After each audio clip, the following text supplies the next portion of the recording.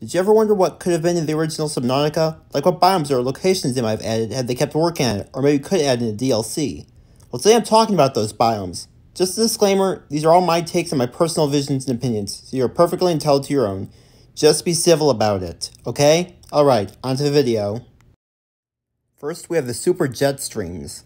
According to a caption on the concept art, there will be a network of super fast currents that can send you or your sub to unknown places or directly damage you from debris. Personally, I think these could have been implemented quite interestingly in conjunction with a biome we might talk about later. Instead of having to drill titanium deposits with the prawn suit or collect metal salvage, they might have carried the debris and possibly hard-to-find tech fragments within themselves. They could pose an interesting and potentially fun challenge to determine what current held what loot, and then having to swim through them, dodging flying debris at high speeds. And who knows, maybe they could have had multiple layouts switching on occasion, so upon starting a new game. Next up is the Pillars of Silence. They are a massive field of sinkholes that send off a pillar of acid. Anything that got caught melts to bones in minutes. They're suspended there for ages. But if you can find ways to withstand the acid, what sorts of special things or creatures await you in the sinkholes? I think this would make a great home for a Leviathan, possibly even two. One guarding the areas outside the acid geysers. But after sneaking past, perhaps in a prawn suit, you could jump down a sinkhole into a natural labyrinth of acid-filled caves. Sort of like the Lost River, except very tiny narrow tunnels, just big enough for a prawn, but they're full of acid. However, if you weren't careful, you could be ambushed and chased by the other Leviathan, or maybe a swarm of vile creatures that would slowly damage your prawn until you fought them off. But they'd always come back for more each time. You couldn't safely exit, so you'd have to map the caverns out bit by bit, or wisely use your time there, lest your prawn and you succumb to the swarms. And the tunnels could be super valuable and exclusive resources only found here, required for later recipes or unlocks. Or in the very depths could be an architect base, accessible only to the people who conquer the biome. It might house valuable ion technology data, or maybe an ultra-rare egg for a friendly Leviathan that can protect you from hostile ones. Following that, we come to the Black Field. This one says, a terrain that spews out an intense ink-like substance to undermine visibility. This would be to make you vulnerable to a collision or an attack. Also, certain creatures thrive in the ink. There's a saying I really love. The anticipation of the end is worse than the end itself. That holds so true in a place like this. Normally you can see the Leviathans from a fair distance away, even in the lava zones. But here you have no clue if they're stalking you or not. So if this Leviathan were silent, then you'd essentially have nothing to use as a reference point for their location, making this a place only the most brave Subnautica players would ever visit. Or perhaps the most foolish. Then again, there might not be enough visibility to locate fragments, so there'd have to be something else worthwhile here.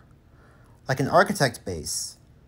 This one could be a top secret base for storing something valuable, like a cloaking technology. This technology, if obtained, could make a module for your vehicles to make them much harder for a Leviathan to locate and attack. Coming up next is the Sea of Pillars. A series of rock pillars that are propelled by volcanic pressure or whatever. Not very descriptive, but this next part is very important.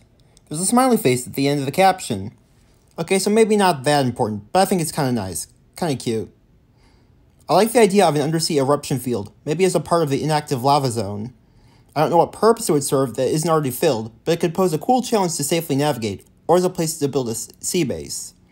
Maybe it could serve as a safe zone from the mighty sea dragon Leviathans, or as a means of better guarding the lava castle and its alien thermal plant.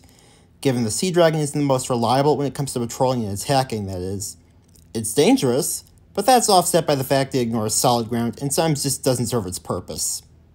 A happy derp, as some people put it. As a huge mythology buff, I really like this next one, the Cyanean Rocks. Like in the myth, the two continental rocks collide when your ship tries to pass. In order to get through safely, you'll have to fool it. These would have been a very cool addition, although the lore and implementation would be somewhat out of place given Subnautica's alien environment. In Greek mythology, these rocks, Simiglades, also known as continental or clashing rocks, I know I pronounced part of that wrong, were a pair of rocks at the Bosporus, and would come crashing together anytime a vessel would try to pass, utterly destroying it. They were defeated by Jason and the Agronauts, who would have been lost and killed by the rocks had they not followed Phineas's advice. Just like the idea of some innocent and harmless stone mountains guarding a cove or glade, that would be entirely capable of decimating your Cyclops, let alone your sea moth or prawn suit without warning. It sounds cool to me. Maybe by luring some creature big enough between them, or by firing a torpedo, you could sneak past as they slowly separate. Even more cool would be if there was a large chance at safely passing, but every so slight possibility of them triggering. So many times you might think you're safe, but then the worst happens. But because of the rarity of the event, nobody believes it's really a thing that can happen until it's too late. Lore-wise, they could be creations of the Architect race, possibly intended to keep some random looky-loos out of a more secluded quarantine enforcement platform, hidden and surrounded by a lush jungle cove somewhere on a much larger island. This last one has been talked about to death. It's called the single-cell biome. In the deep is a seascape covered in a single life form that reacts violently to light sources. Turn on the light at your own risk. There's plenty of times I unknowingly tread into dangerous territory in my Cyclops, and this would make things much worse. I could see a brand new player happily driving their first Cyclops, loaded with resources and equipment. The seafloor and environment grows darker as they dive, which in any other circumstance would be pretty normal. But as they turn on their floodlights, the Cyclops warns of a creature attack. Their depth gauge plummets as this unknown threat drags them deeper, and then their hull integrity fails as their last 2 hours of work are ripped apart around them. They desperately make a break for a surface, and reach it swimming away with their sea glide. But they turn its headlight on, and suddenly everything goes black. Sounds pretty scary, huh? Well, that might have been a surprisingly common situation in the single-cell biome, so maybe it was for the best that this one never made the cut.